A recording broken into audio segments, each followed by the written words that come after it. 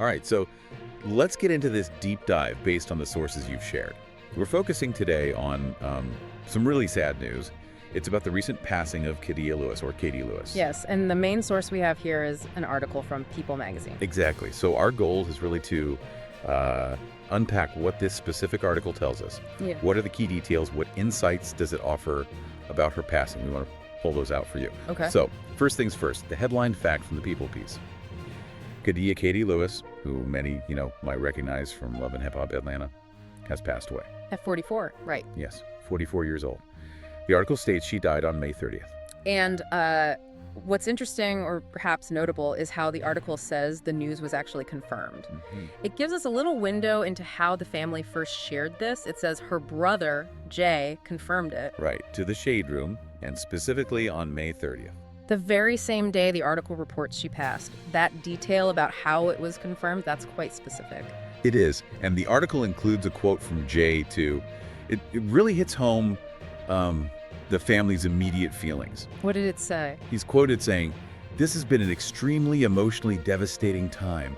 All prayers, condolences, and well wishes are sincerely appreciated."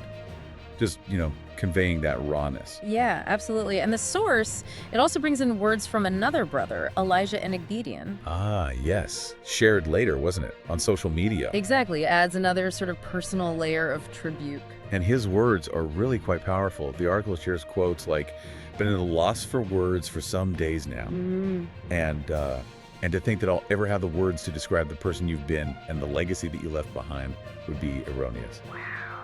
He also says, "Long live my sister, Khadiyah Lewis," and really emphasizes her impact. "You left behind a legacy most individuals can only dream of." And it gets even more personal, doesn't it? The article includes the bit about their relationship. It does. "Thank you for loving me the way you did and always having my back no matter what. God blessed me when he made me your baby brother, and for that I am eternally thankful. You are forever on my mind and in my heart. I love you." Yeah, very moving. And the article presents these public expressions of grief from the family. Now, staying with the family side of things, as reported in the article, Yeah. there's a key point about the cause of death. Ah, yes. What does the source say there? Well, it explicitly states the family will not be discussing it. Okay. So that's a very clear boundary they've set. Definitely. A choice for privacy, which the article notes. It does highlight that boundary, yeah. Yeah. What they will and won't share.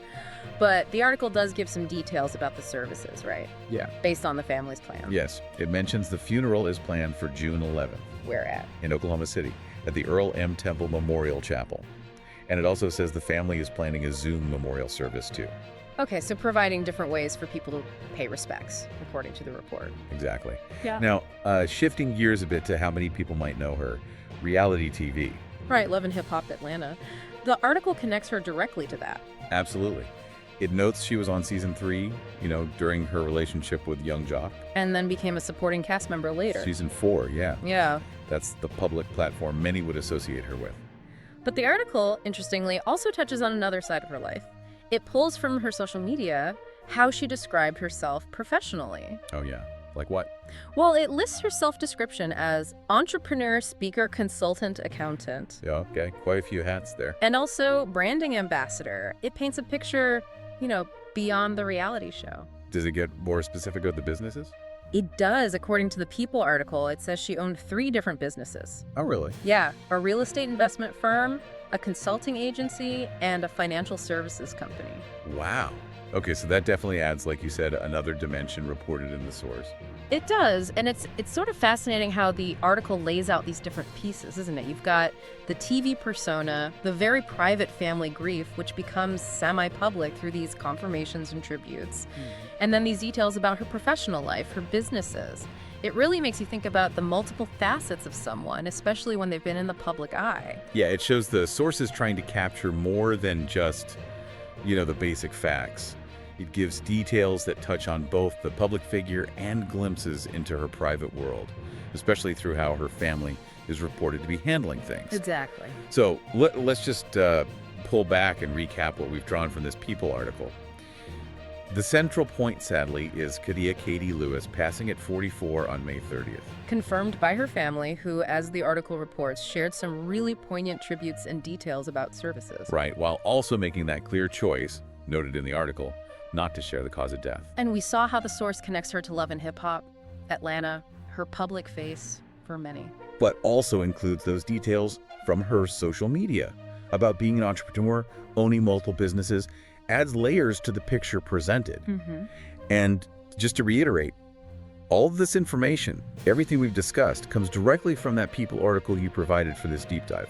So maybe a final thought for you to consider as you reflect on this reporting. Think about those different dimensions of a person's life, Yeah. especially someone who's been known publicly. You have the parts shared widely, maybe through TV or, professional labels like entrepreneur. Right. And then you have the profoundly private moments, the family's grief, the very personal decisions about what stays within that close circle, particularly during such a difficult time.